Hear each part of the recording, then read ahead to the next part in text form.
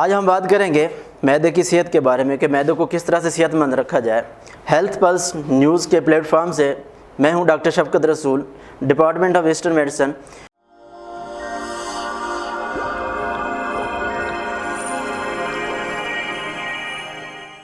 आज हम बात करेंगे कि मैदे की सेहत को किस तरह से बरकरार रखा जाए। सबसे पहले जानते हैं मैदा है क्या। हमारा मैदा वो है जो हमारी हर चीज़ को डाइजेस्ट करता है, हज़म करता है, हज़म करके हमारी आंतों को देता है और हमारी आंतें जो है उसका जिस्म का हिस्सा बनाती हैं, जिससे हमारे जिस्म को एनर्जी मिलती है।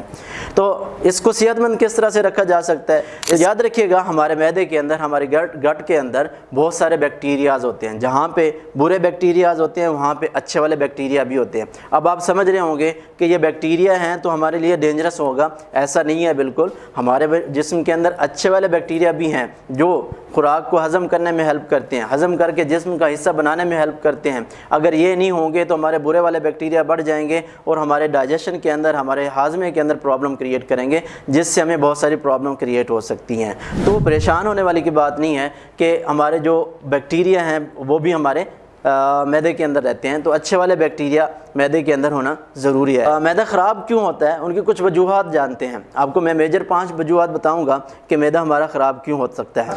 मैदे की निशानी ये है कि उसके अंदर मुसलसल आपको तेज़ाबियत फील होगी, मुसलसल ख़राब रहेगा, आपको जो एसिड है वो बहुत ज़्यादा बढ़ जाएगा। ये उसकी निशानी है कि आपका मैदा ख़राब हो चुका है। मैदा ख़राब हो चुका है, हो सकता है वो अच्छे वाले बैक्टीरिया जो हैं वो कम हो गए हों और बुरे वाले बैक्टीरिया जो हैं वो बढ़ गए हों।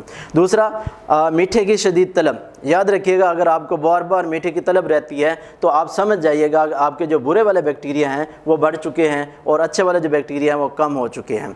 तीसरी, हर वक्त आपको थकन महसूस रहती है। अगर आप 8 घंटे मुसलसल सोते हैं उसके बावजूद भी आपको थकन महसूस रहती है तो समझ जाइएगा कि आपकी जो स्टमक है, जो आपका मैदा है, जो आपकी गट हेल्थ है वो डिस्टर्ब हो चुकी है। क्यों होता है? क्योंकि अच्छे वाले बैक्टीरिया कम होते हैं और बुरे वाले बैक्टीरिया ज़्यादा होते हैं। बुरे वाले बैक्टीरिया जो हैं वो डाइजेशन प्रॉपर नहीं होने देंगे, डाइजेशन प्रॉपर नहीं होगी तो खुराक जो है आपके जिस्म का हिस्सा नहीं बनेगी, आपके जिस्म को लगेगी नहीं। तो इसका मतलब ये हो गया कि आप हर वक्त थकन महसूस करेंगे। चौथा जो है आपके जल्द के मसाइल। याद रखिएगा सिर्फ ये नहीं है कि आपके मैदे के मसाइल रहते हैं, आपके जल्द के भी मसाइल रहेंगे। हम समझ रहे होते हैं कि हमारे स्किन का इशू है, ऐसा नहीं है। बाज़ औक़ात मैदे का भी मसला होता है तो हमारे स्किन के इश्यूज़ भी स्टार्ट हो जाते हैं। आपको इरीटेशन स्टार्ट हो जाएगी, आपको डाइजेशन प्रॉपर नहीं होगी, अब्जॉर्प्शन प्रॉपर नहीं होगी, आपकी स्किन को प्रॉपर तौर पर सप्लाई नहीं मिलेगी। इसका मतलब ये होगा आपकी स्किन ग्रो नहीं करेगी। आपकी स्किन ग्रो नहीं करेगी तो इसका मतलब स्किन के ऊपर डिहाइड्रेशन और इस तरह से स्किन के ऊपर प्रॉब्लम स्टार्ट हो जाएंगी, स्किन के प्रॉब्लम भी स्टार्ट हो जाते हैं। पांचवा जो है आपका मूड हमेशा ख़राब रहेगा। आप समझ रहे होंगे कि आपको डिप्रेशन है, आपको एंग्जाइटी है या आपके ब्रेन का कोई इशू है, ऐसा नहीं है। अगर आपका स्टमक ख़राब है तो हो सकता है आपको जो मूड है वो भी आपका डिस्टर्ब रहे, क्योंकि आपके दिमाग को प्रॉपर तौर पे एनर्जी नहीं मिलेगी। जब प्रॉपर तौर पे आपके दिमाग को एनर्जी नहीं मिलेगी तो आप लेज़ीनेस महसूस करेंगे, डिप्रेशन में जाएंगे, आपका मूड जो है हमेशा ख़राब रहेगा और इरिटेशन के प्रॉब्लम स्टार्ट हो जाएंगे। इसकी वजूहत क्या है वो थोड़ा सा हम डिस्कस कर लेते हैं कि ये क्यों होता है। हमारे जो अच्छे वाले बैक्टीरियाज़ हैं वो कम क्यों हो जाते हैं और बुरे वाले बैक्टीरियाज़ जो हैं वो क्यों बढ़ जाते हैं। सबसे पहले हम वजूहत देखते हैं इसकी। जो सबसे पहली वजूहत है, याद रखिएगा आजकल के हमारे जो खाने पीने का सिस्टम है, जो हमारा लाइफस्टाइल है वो चेंज हो चुका है।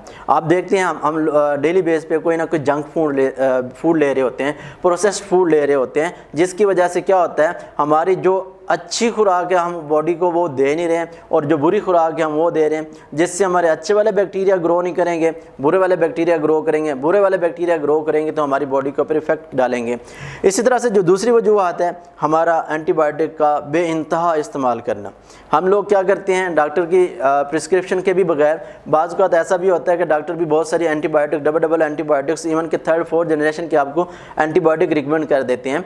एंटीबायोटिक क्या करते हैं, हमारे बुरे बैक्टीरिया को किल करने के साथ साथ हमारे अच्छे वाले बैक्टीरिया भी हैं उनको भी किल करना शुरू कर देते हैं, जिससे हमारे अच्छे वाले बैक्टीरिया डाउन हो जाते हैं और बुरे वाले बैक्टीरिया जो हैं उनकी कंसंट्रेशन भी उसी तरह से ही होती है।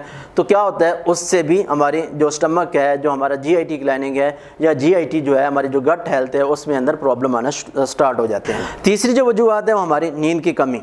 आप अगर प्रॉपर तौर पे नींद नहीं करेंगे, आपका इम्यून सिस्टम स्ट्रॉन्ग नहीं होगा तो आपको क्या होगा, गट हेल्थ की प्रॉब्लम स्टार्ट हो जाएंगी। आपका जो लाइनिंग है वो डैमेज हो सकती है, वीक हो सकती है, आपकी अब्जॉर्प्शन इम्प्रॉपर हो सकती है, जिसकी वजह से आप अनहेल्दी फील करेंगे और साथ साथ आपका जो गट हेल्थ है वो भी अब नॉर्मल रहेगी।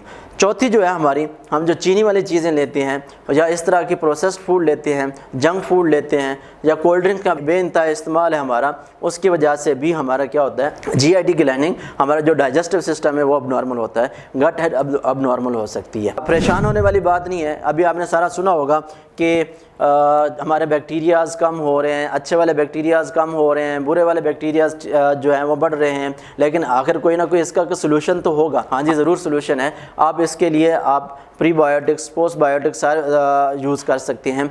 फॉर एग्ज़ाम्पल, आप अपने फूड के अंदर दही का इस्तेमाल ज़्यादा कर लें। दही से क्या होगा, आपको अच्छे वाले बैक्टीरिया की जो ग्रोथ है वो उससे ज़्यादा होगी, आपके अच्छे वाले बैक्टीरिया ज़्यादा हो जाएंगे, आपका डाइजेशन का प्रॉब्लम सॉल्व हो जाएगा। ठीक है, बुरे वाले बैक्टीरियाज़ को ख़त्म करने के लिए भी आप क्या करते हैं, फाइट करवाने के लिए आप अच्छे बैक्टीरियाज़ को बढ़ाते हैं। इसी तरह से आप अच्छे बैक्टीरियाज़ बढ़ा तो लिए हैं, लेकिन उसकी खुराक भी तो देनी है। अच्छे वाले बैक्टीरियाज़ को खुराक देने के लिए आप अपने सोर्स बढ़ा देते हैं, फाइबर का सोर्स बढ़ा दें, ताकि आपके जो अच्छे वाले बैक्टीरिया हैं उनको खुराक मिल सके। ठीक है, और सलूशन देता हूँ आप घरेलू तौर पे किस तरह से अपना इलाज कर सकते हैं। घर पे आप याद रखिएगा, अगर आपको गट का किसी भी तरह का प्रॉब्लम है, सबसे पहले आप अपने मुआलिज को ज़रूर चेक करवाएं। लेकिन फिर भी उसके बावजूद आपको कोई प्रॉब्लम है, एमरजेंसी के तौर पे आपने यूज़ करना है, आप कहवा जात इस्तेमाल करें, अदरक का कहवा इस्तेमाल करें, सौंफ का कहवा इस्तेमाल करें, आप इसी तरह से पुदीना का कहवा इस्तेमाल करें। ये पुदीना का कहवा आप इस्तेमाल कर सकते हैं, सुबह 1 कप, सुबह और शाम को 1 कप खाली पेट यूज़ कर सकते हैं। सौंफ का कहवा है, उसको भी आप सुबह शाम 1 कप इस्तेमाल कर सकते हैं। इसी तरह से अगर आपकी फैमिली के अंदर किसी भी तरह का किसी को कोई इशू है, तो आखिर इसका कोई सोल्यूशन तो होगा। इसको किस तरह से रिकवर किया जाए, मैं आपको एक नुस्खा बताता हूँ जो आप अपने घर पे इसको इस्तेमाल कर सकते हैं। ज़ीरा लें, अजवाइन लें, सौंफ लें और पुदीना लें। इनको हम वज़न ले लें और हम वज़न लेके आधा चम्मच सुबह, आधा चम्मच शाम को खाली पेट लेना है आपने। गर्म पानी से ले लें, नीम गर्म पानी से लेंगे तो ज़्यादा अच्छा रहेगा, नहीं तो जिस पानी से भी लेंगे आपको बहुत अच्छा रिज़ल्ट मिलेगा।